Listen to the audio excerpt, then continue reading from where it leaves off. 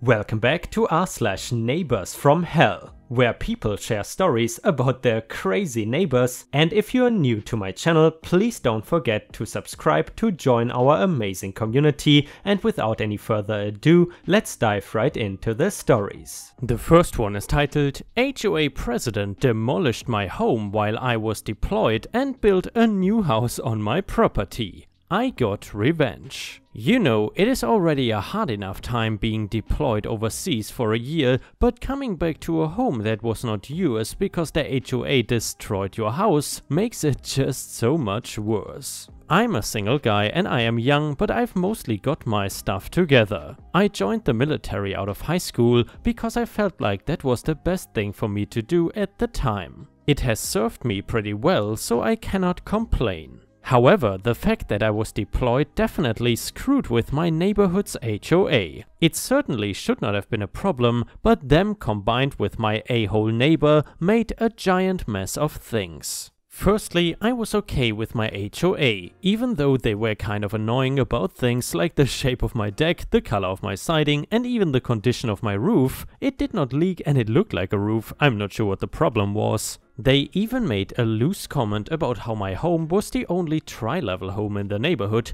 like I was supposed to do something about it. I cannot help that the people who had the home built wanted a tri-level. It also did not help that I had the nosiest neighbor named Darla. She was probably an older woman in her 50s and she had nothing better to do than to bug the ever-loving peace out of me. Anytime I had friends over or I was working in my garage with music playing, she would march over and demand this and that and threaten to call the police or the HOA, whichever she felt had the most authority over the situation. She was a real pain in my butt. Did I also mention that she has 4 of the most annoying little yappy dogs I've ever heard or seen in my life? I had been living there for about a year and a half before I saw my next deployment. I informed the HOA that I would be leaving for an extended period of time and that the yard would be cared for, but the rest of the property was otherwise uninhabited until I came back. In my letter, I even stated that I would be back at such and such date, which is exactly when I came home. Yeah, things should be fine, right? Wrong. The deployment passed slowly and I never heard anything from anybody, that is until about 2 months prior to coming home. The gentleman that I hired to handle my yard said that when he arrived at my property there was a crew doing something and he was told to leave. I immediately was confused and made an attempt to reach someone, but I was unable to find the number for the HOA. I had to wait those 2 months to see what was happening, and let me tell you, I was not ready for what I found. My father picked me up from the airport and took me home, only for us to find a completely different house. That's right, it was not mine at all. They had actually bulldozed my house and built a new one on the same plot. There was a young couple currently renting it and had been for about 2 weeks. I was stunned. My savings had been put into that home. I had a really nice old Thunderbird in the garage that I was rehabbing. All of my papers, belongings, just everything was gone. This grown man is not afraid to admit that he cried either. My father was speaking with the folks that were renting the new home and he managed to get a phone number for the HOA from them. It looked like the leader of the HOA now owned the property and was responsible for the new home.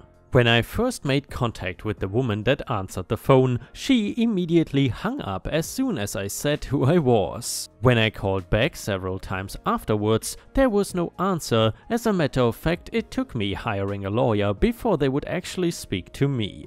The information that was relayed to my lawyer was ridiculous. They said that I had been behind on my HOA dues and that gave them the legal right to sell my home, destroy it and build a new one on the same land. When he asked how they attempted to contact me, they said via mail and phone, which I could prove was false. The last bit of information was what really shook me. They told my lawyer that they had been informed by a neighbor that I was killed overseas and that I would not be returning, obviously. My first thought is, what in the actual F? Who? How? This had to be illegal. All of it. My lawyer was just as appalled as I was and went immediately to work. He found out through digging and requesting documents that they were apprehensive to send. Who gave them this information? It was of course none other than my crappy neighbor Darla. I was beyond livid.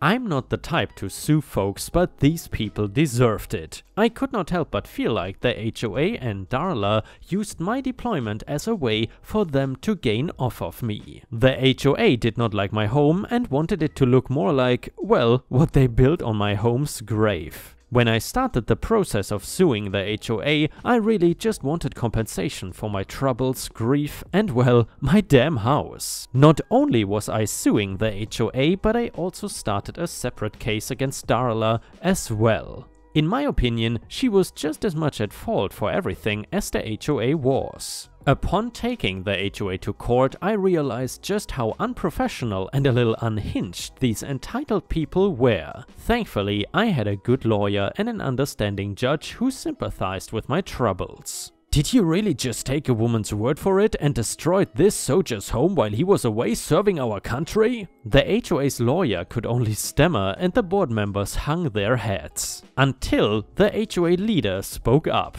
We had told him to inform us of him leaving several times, and he didn't do so. His yacht was still being taken care of, so we assumed he was home and just ignored us. When my lawyer pulled out a copy of the document I sent them before being deployed, starting when I'd be leaving and when I'd be back, there was very little for them to argue. I'm ashamed that your organization would do this to a man who was deployed in the military. His verdict was solid and the HOA had to pay a huge amount of money to me. Probably more than my house was even worth. The next week, it was my crappy old neighbor's turn in court. It was not the same judge, but it was the one who was just as disgusted with Darla's crappy excuses and obvious lies. She attempted to squeeze out some crocodile tears at one point, but those went unnoticed. Did you know that you could serve jail time for what you did? The judge asked. That is when the crocodile tears started. She never really had a good reason for telling the HOA that I was dead, only that she was sorry and regretted her misinformation. Because I did not want to press charges and send her to jail, I was awarded over $70,000 for her case alone. It was a good day for me. At the end of everything, the HOA had to cough up about $200K and Darla around $70K. Needless to say, that cleaned out the HOA and they pretty quickly dissolved due to bankruptcy. Darla stayed in her house but kept to herself after that.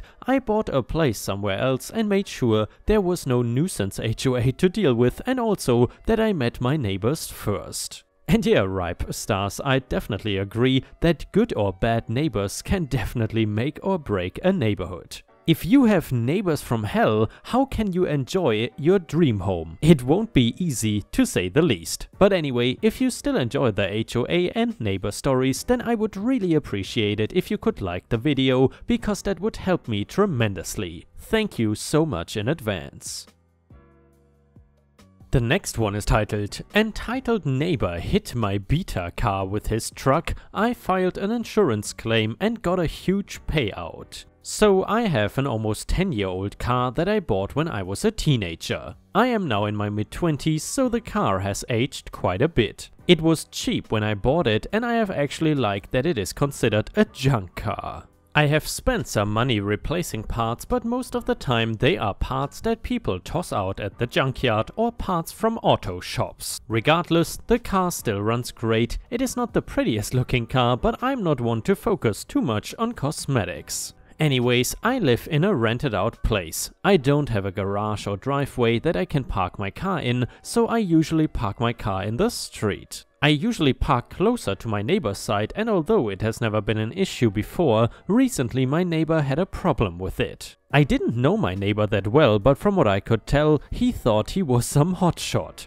I seen him leave his house for work several times in the morning, and he always had a nice suit and a briefcase. He was a big business executive. He also had a nice truck. I'm assuming it was bought new, and it was always cleaned, not a speck of dirt on its white paint. It was also a pretty big truck. Well, after months of parking in the street, my neighbor came over.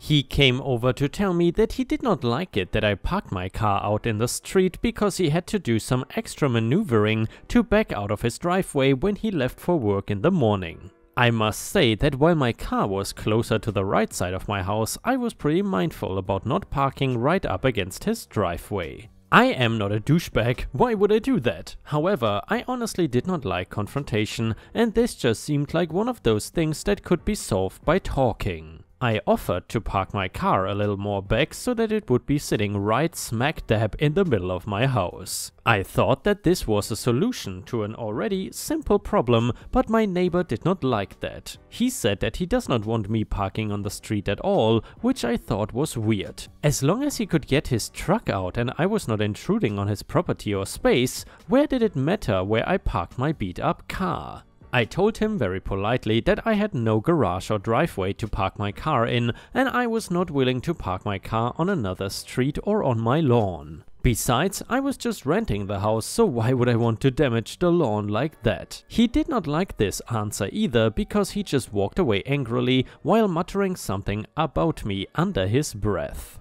I figured at most this guy would just not like me anymore. Not that we were friendly with each other or anything like that before, but he obviously was not going to like any solution that I produced, so what was the point in worrying? I was beginning to think that honestly, my car was starting to be too much of an eyesore to him. No one else complained though. Well, the next weekend I was sitting out on the fire escape, you know, just minding my own business, drinking my own coffee and reading my book. Until I saw my neighbor pull out of his driveway and hit my car with his truck. I immediately got my phone out and started recording. I was able to get enough footage of his truck against my car to prove that he did hit it, and after he drove away, I ran outside with my phone. The back door was dented pretty badly and there was a huge scrap against the driver's side door. Honestly, I was not that upset about the damage. The car was already over a decade old and it had some rust spots and needed to be repainted. But just the fact that I knew he hit my car on purpose was really bugging me. I had parked my car in the exact same spot that I always do, and he had gotten out perfectly plenty of times, so I knew it was not an accident.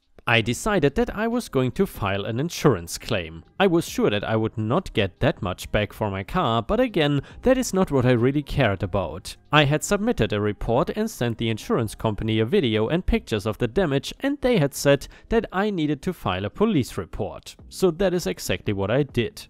Well, guess what? I ended up getting a $1,600 payout. I was completely shocked, but I was honestly happy because I know that my neighbor was pissed about the whole thing. And I found out just the day after that yes, indeed, he was super annoyed. My landlord had visited my home while I was away to fix one of the windows on the house. My neighbor had come over and tried asking for me. And my landlord knew this guy and said he has always been a douchebag, told the guy to get off his property and not set foot on it again. Don't you love it when people get their karma?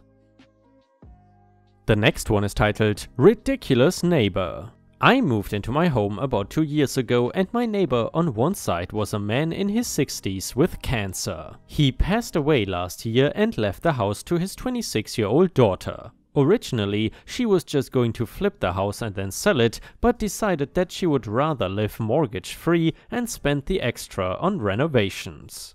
Before her dad passed away, I had a huge tree cut down in my backyard. Part of it was over her dad's property and he was already planning to pay to have the branches over his area cut down because the tree was at risk of falling. We went in on it together with him paying about 1/3 and in exchange he asked for some of the wood. I said sure and told the tree removal company to leave quite a bit more than I would have wanted so that I could give it to him. He had selected a few logs he particularly wanted and moved them over to the property line, but said he would grab more later on. Unfortunately, he passed away before he could. I told the daughter when she moved in that half the wood was hers and her response was, "Well, I don't want it." So I had a ton of wood and it sat there for a bit because the weather got cold and I was not going to deal with it. About a month ago, right when the snow was melting, I got a visit from a city inspector. She had called in a complaint about the excessive number of logs in my yard